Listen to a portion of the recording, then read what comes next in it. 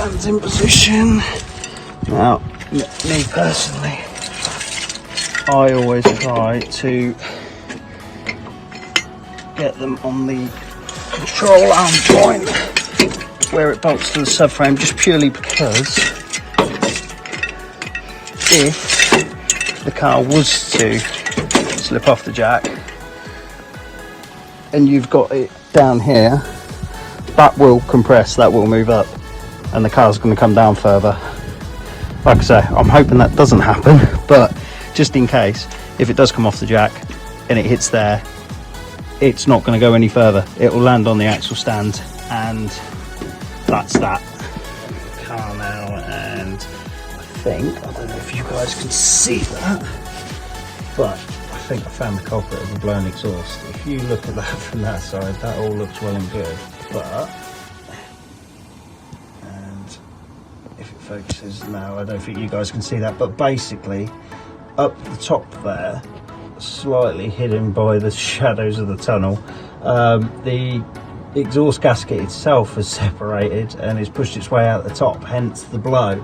So what I'm going to do, I'll unbolt that section. I've actually got some spare gaskets in the shed to suit these flanges, which were all done at the same time, and I'll hopefully within a couple of minutes I'll have those two bolts out, and it will just be a case of slide a new gasket in, bolt her back up. Yeah, as I predicted, it's the gasket just past the decap pipe that's actually fault, and as you can probably see, what's actually happened is that should look like that, and there should be another piece in here, but over time it's decided that it doesn't want to be together anymore, so get a new one in there and we'll be good to go. Now that the exhaust is all back in place and how it should be, I'm going to move into the inside of the car and just replace the seat mounts. Move the seat forward, get the two in the back, and then I'll take the seat out and remove the rails. You've got 1, 2, 3 and 4 original mounting holes, and these seat rails from JB fit and pick up the original mounting holes. Lovely. So there's 1, there's 2 in there once I clean that hole out, and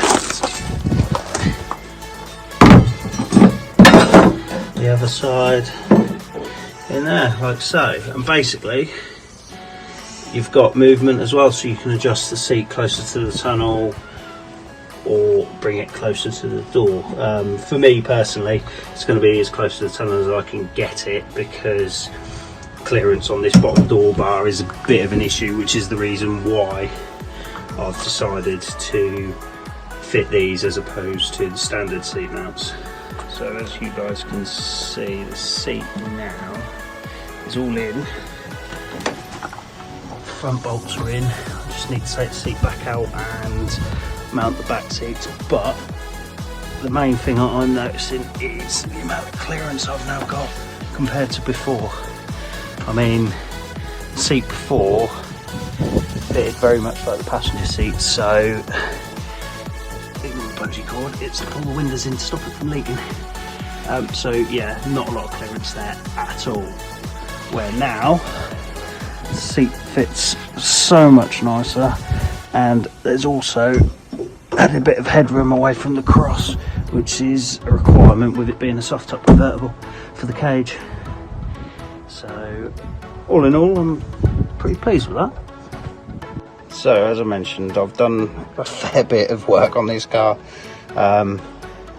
3 years ago it was just a bare shell, but something else I wanted to show you, which is another issue that I actually found along the way, is the standard Mazda arms, Mazda diffs, sorry, are an arm setup, so they bolt to the subframe across here, bushed up there, and same on the other side. Well, as you can see on mine, there's actually a reinforcing kit in place. This is something that after I snapped 3 or 4 diffs, what they were doing basically is, where this weld is here that you can see, that's the standard weakness point from factory for these to snap in case of an accident. And what mine were doing was under serious load and clutch kicks, they were snapping, because everything is polybushed on the car. There's not much flex in it. That isn't a bad thing, because you don't want flex in things, because then you're not getting the power down to the rear, you're not getting the grip that you want. So what I did was, between myself and a friend of mine, we got our heads together and we actually made this kit up. And basically all it is you can fit these prior to the arm actually breaking, but mine was already broken, so I had the arm re-welded back on in position, all jigged up so it's straight. And then these kits here, basically what they are is aluminium plate front and back, two 10mm holes, one each end, and they bolt all the way through with a washer and a nylock this end and a washer the other end, and they take any flex out of that arm, meaning basically that it shouldn't break. I mean, this diff has been back on this car 8 months now, and I've not had a single issue with this. The welds themselves, they're not showing any signs of cracking, because I do check it fairly regular, because it was just something that I thought I'd trial.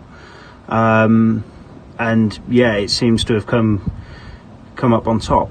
So for the sake of an afternoon messing around with a few ideas and a few bits of cardboard and drawing up templates, it's actually worked really, really well. I'm actually really impressed with it. So that's something else that, if anybody wants to know how to do it to theirs, and if this is an issue that you're experiencing, then by all means drop me a message and I'll talk you through it. So thanks once again for tuning into the channel, guys. Don't forget to put a like on the video, comment and subscribe, and we'll see you next time.